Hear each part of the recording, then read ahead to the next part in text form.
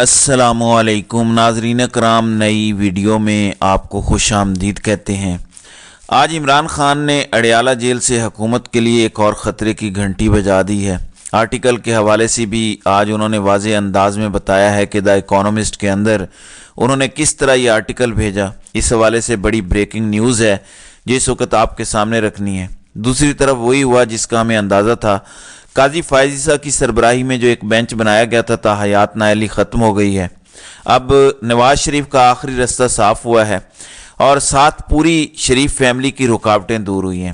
یہ فیصلہ 6-1 سے آیا ہے اور اس کے اندر مختصر فیصلے میں کیا لکھا گیا ہے یہ بھی آپ کو بتائیں گے۔ پھر آروز نے جس طرح تحریک انصاف کے امیدواروں کے کاغذات نامزدگی مسترد کیے عدالتوں کے اندر، اب اس حوالے سے بڑی سنجیدہ سوالات اٹھے ہیں، لیکن اس کے باوجود سپریم کورٹ آف پاکستان نے اس حوالے سے کوئی ایکشن نہیں لیا۔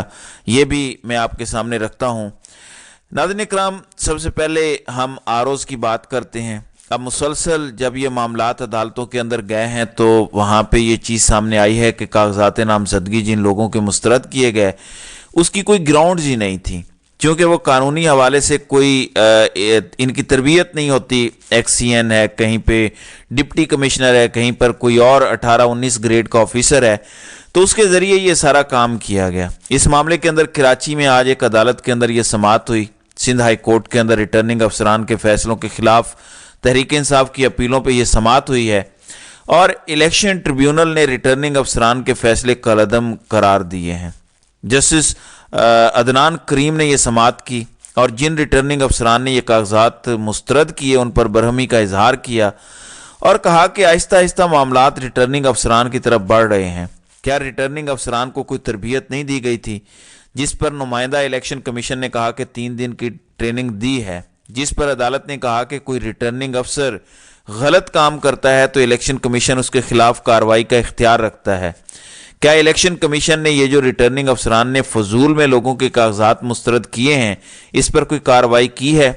بظاہر غیر ضروری معلومات کو بنیاد بنا کر امیدواروں کے کاغذات نامزدگی مسترد کیے گئے۔ الیکشن ٹریبیونل نے پی ایس 117 حسنہ ندیم ان کی اپیل منظور کی، پھر P S 116 Amjad Khan, P S 118 حسن زیب کو بھی اہل کیا ہے۔ تو یہ سوالات بڑے سنجیدہ ہیں اور یہ آج چارج شیٹ ہیں ان آروز کے خلاف جنہوں نے دھڑا دھڑ تحریک انصاف کے کاغذات نامزدگی صرف ایک سکرپٹ کے تحت مسترد کیے۔ تو اب ان کے فیصلے ریورس ہونا شروع ہوئے ہیں اور بہت سارے لوگوں کے فیصلے جو ہیں وہ ریورس ہوئے ہیں۔ ناظرین اکرام، سائرہ بانو نے ایک جملہ بولا تھا اور وہ جملہ بڑا تاریخی تھا۔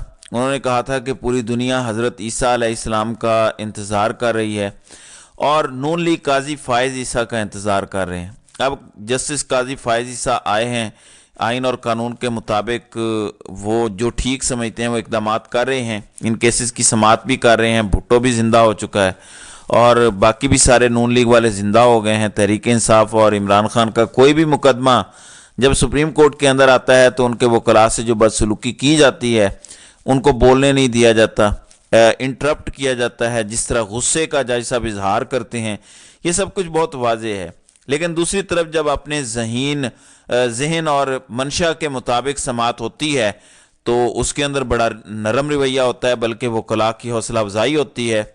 اب تاحیات نااہلی پر بہت سارے لوگوں کی رائے ہے کہ یہ تاحیات نااہلی نہیں ہونی چاہیے۔ اب اس کا بینیفٹ ظاہر ہے عمران خان کو بھی پہنچے گا۔ عمران خان پر جو موسٹلی مقدمات ہیں وہ بوگس ہیں۔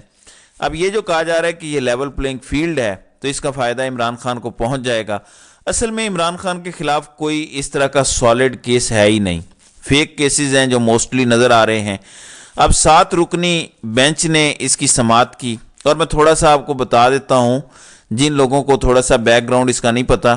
یہ آئین پاکستان کا آرٹیکل 62(1)(f) ہے جس کے تحت کوئی بھی بددیانت خائن یا 2 نمبر آدمی جس کا جھوٹ پکڑا جائے، جو اثاثے چھپائے، جس نے بل نہ ادا کیے ہوں، جس نے قرضے معاف کروائے ہوں، تو وہ شخص سیاست سے نااہل ہو جاتا ہے، وہ الیکشن نہیں لڑ سکتا۔ اب اس کی تشریح کا معاملہ سپریم کورٹ آف پاکستان میں جب آیا تو 5 رکنی بینچ نے اس وقت قرار دیا کہ یہ جو 62(1)(f) کے تحت نااہلی ہے یہ 5 سال کی نااہلی نہیں ہے بلکہ تاحیات نااہلی ہے۔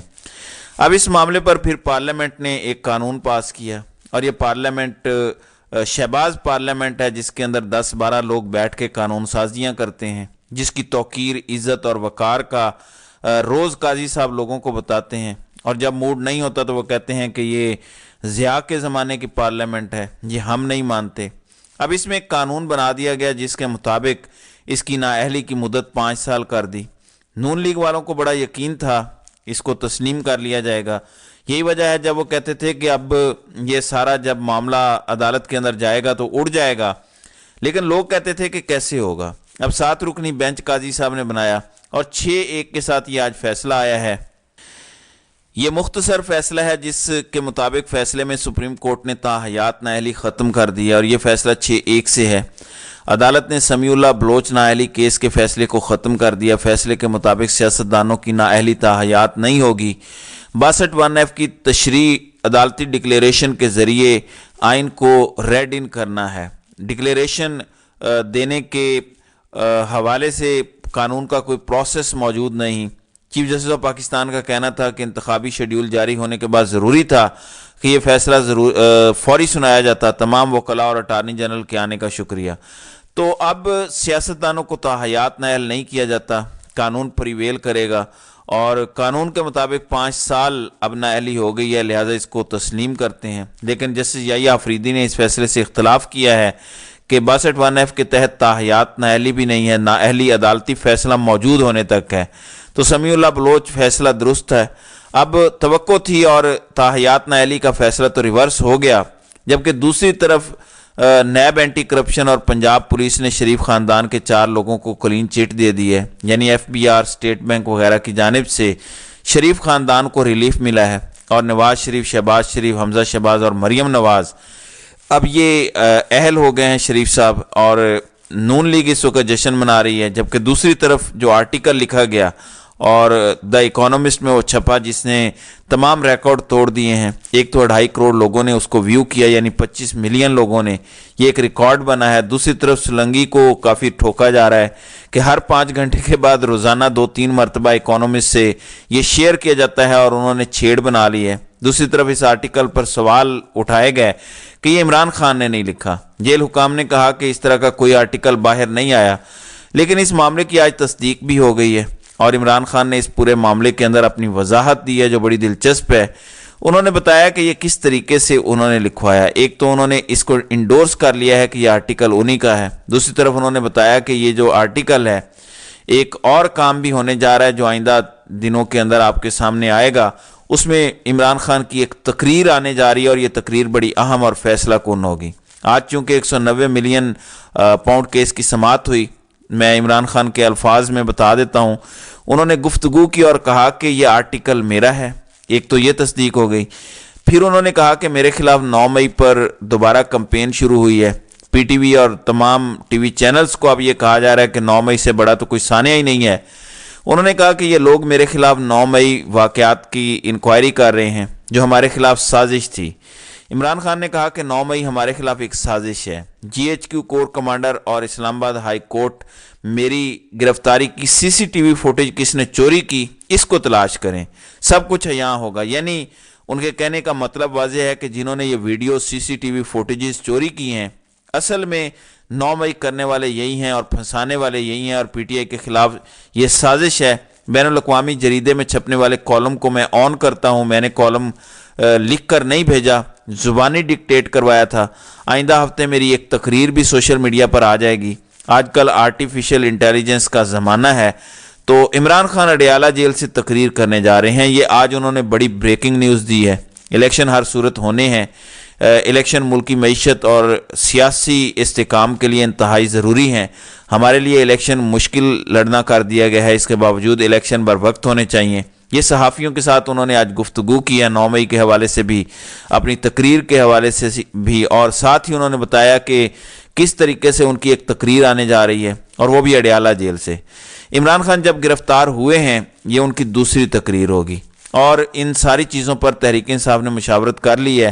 اس کے نکات جو ہیں وہ عمران خان نے تیار کروا دیے ہیں، اور یہ تقریر پوری دنیا سماعت کرے گی۔ یہ ایک بڑی اہم ڈیولپمنٹ ہے کہ انہوں نے تسلیم کیا ہے کہ یہ آرٹیکل بھی انہی کا ہے، اور تقریر بھی اب آنے جا رہی ہے۔